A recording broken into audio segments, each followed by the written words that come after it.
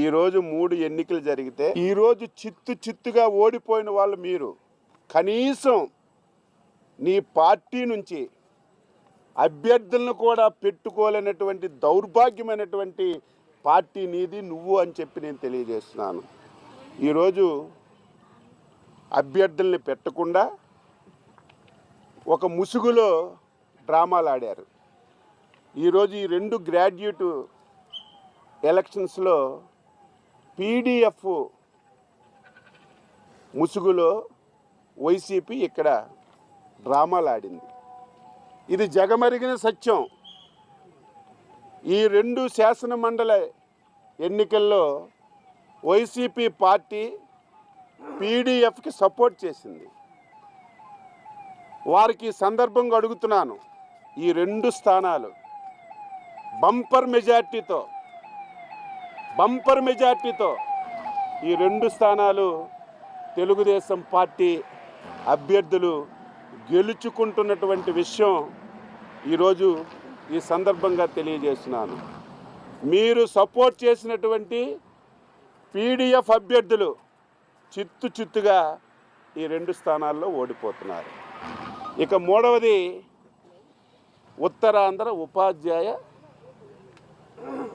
MLC ఎన్నిక. మేము ఓపెన్గా రఘువర్మ గారికి, శ్రీనివాసులు నాయుడు గారికి, వీళ్ళిద్దరు, ఎందుకంటే అక్కడ మేము క్యాండిడేట్కి పెట్టలేదు, మా తరపున అక్కడ క్యాండిడేట్ లేరు. అక్కడ యూటీఎఫ్ ముసుగులో వైసీపీ అక్కడ టీచర్ ఎన్నికల్లో పోటీ పెట్టింది. మేము పోటీ పెట్టనప్పటికి కూడా చాలా సందర్భాల్లో వీళ్ళు మాకు శాసన మండలి ఎన్నికలు జరిగేటప్పుడు ఇండైరెక్ట్గా మాకు సహకరించారు. కాబట్టి మేము కూడా అదే పద్ధతిలో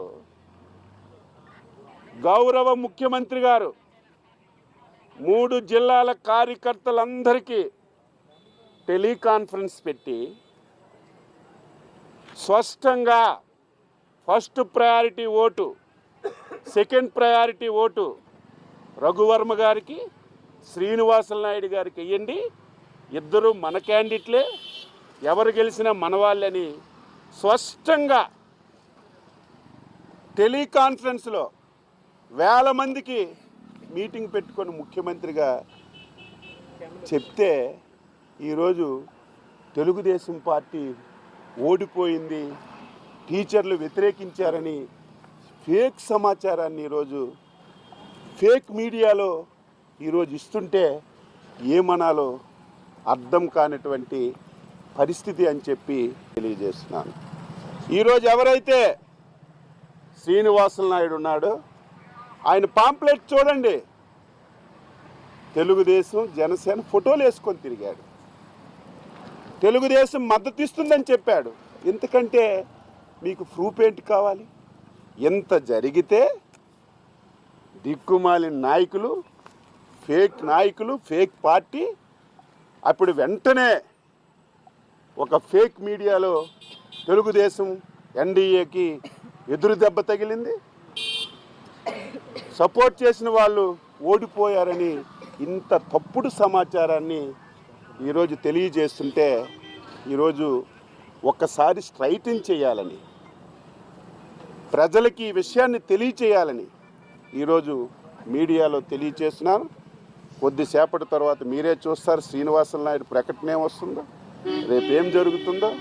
అదేదో శ్రీనివాసులు నాయుడు గెలిచాడని కాదు, 10 రోజుల ముందే సెకండ్ ప్రయారిటీ ఓటు శ్రీనివాసులు నాయుడికి వెయ్యండి జనసేన తెలుగుదేశం వాళ్ళు ప్రకటించారు. మా వాళ్ళు కూడా ప్రచారం చేసేటప్పుడు ఇదే విధానంతో ఫస్ట్ ప్రయారిటీ, సెకండ్ ప్రయారిటీ వేయండి, వాళ్ళిద్దరు ఎవరు గెలిచినా సరే మన వాళ్ళని చెప్పి స్పష్టంగా చెప్పినప్పటికి కూడా ఇటువంటి ఫేక్ ప్రచారాలు చేసి ప్రజల్ని తప్పుదోవ పట్టించడం వారికి అలవాటైపోయింది. మీరు ఎన్ని ఫేక్ ప్రచారాలు చేసినా ప్రజలు నమ్మరని ఈ సందర్భంగా తెలియజేస్తున్నారు. సార్, అంటే ఫస్ట్ ప్రయారిటీ ఆయన గెలవలేదు కదా, దీన్ని ఎలాగ వస్తారు? మద్దతు తెలిపింది మాకు అసలు మా పార్టీ క్యాండిడేటే లేడు. తెలుగుదేశం పార్టీ క్యాండిడేట్లు ఇక్కడ ఇద్దరం బీఫామ్ మీద ఇచ్చిన పెట్టినవి ఇక్కడ కృష్ణా గుంటూరు ఈస్ట్ వెస్ట్. నువ్వు పీడిఎఫ్ ముసుగులో నువ్వు కూడా పోటీ పెట్టావు. నువ్వు చిత్తుగా ఓడిపోతున్నావు. ఈరోజు విశాఖపట్నం ఉపాధ్యాయ ఎమ్మెల్సీ ఎన్నికల్లో యూటీఎఫ్ తరపున నువ్వు ప్రచారం చేశావు. మీ నాయకులందరూ యూటీఎఫ్ ఇప్పుడు ఎక్కడుంది? 3rd ప్లేస్లో ఉంది.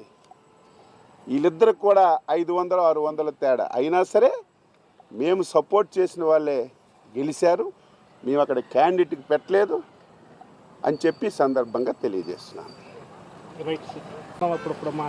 వాళ్ళకి ఏమైనా తల ఉందా, తోక ఉందా, ఒక విధానం ఉందా, ఒక పద్ధతి ఉందా, ఒక పాడు ఉందా? అది ఒక రాజకీయ పార్టీయే,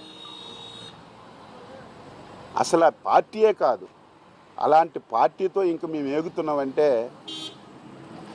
మాకే బాధ కలుగుతుంది. అటువంటి ఫేక్ మనుషులకు రోజు మేము సమాధానం చెప్తున్నామంటే మాకే బాధ కలుగుతుంది. అయినా సరే ప్రజాస్వామ్య వ్యవస్థలో ప్రజలకి మేము జవాబుదారితనం, వారికి ఆన్సరబుల్ కాబట్టి ఎప్పటికప్పుడు మేము చెప్తున్నాం. వాళ్ళు రోజుకొక మాట, పూటకొక మాట, అధికారం ఉంటే ఒక మాట, అధికారం లేకపోతే మాట.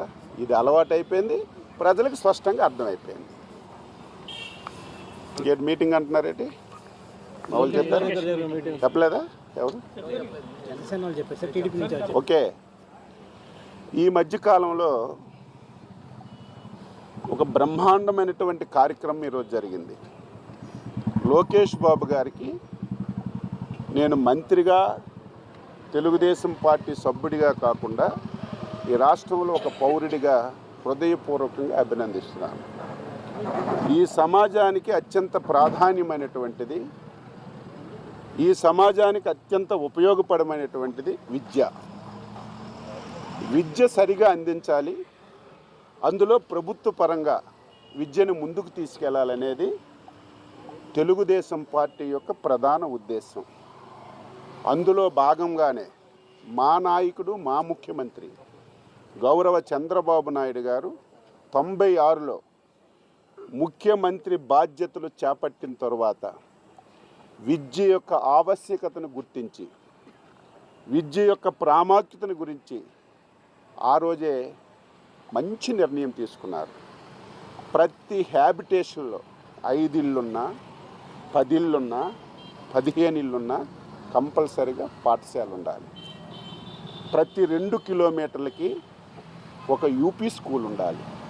ప్రతి 5 కిలోమీటర్లకి ఒక హై స్కూల్ ఉండాలి. ప్రతి మండలానికి ఒక జూనియర్ కాలేజ్ ఉండాలి. ప్రతి రెవెన్యూ డివిజనల్కి ఒక ఇంజనీరింగ్ కాలేజ్ ఉండాలి. ప్రతి జిల్లాకి ఒక మెడికల్ కాలేజ్ ఉండాలని ఒక చారిత్రాత్మకమైనటువంటి నిర్ణయాన్ని తీసుకొని ఈ రాష్ట్రంలో అమలు చేసిన విషయం మనందరికీ తెలుసు. దురదృష్టవశాత్తు ఒక అవగాహన లేనటువంటి వ్యక్తి, కనీసం పరిజ్ఞానం లేనటువంటి వ్యక్తి ఒక మేజర్ డెసిషన్ తీసుకున్నప్పుడు 10 మందితో ఆలోచన చేయలేకుండా ఒక చెత్త డెసిషన్ తీసుకొని 117 జీవో తెచ్చారు. ఆ రోజే నేను చాలాసార్లు చెప్పాను, అయ్యా ముఖ్యమంత్రి, నువ్వు వ్యాన్లకు డబ్బులు పెట్టి మేము అడగలేదు, ఇంటింటికి తెచ్చి బియ్యం ఇస్తున్నావు. ఊర్లో ఉన్నటువంటి పిల్లవాడు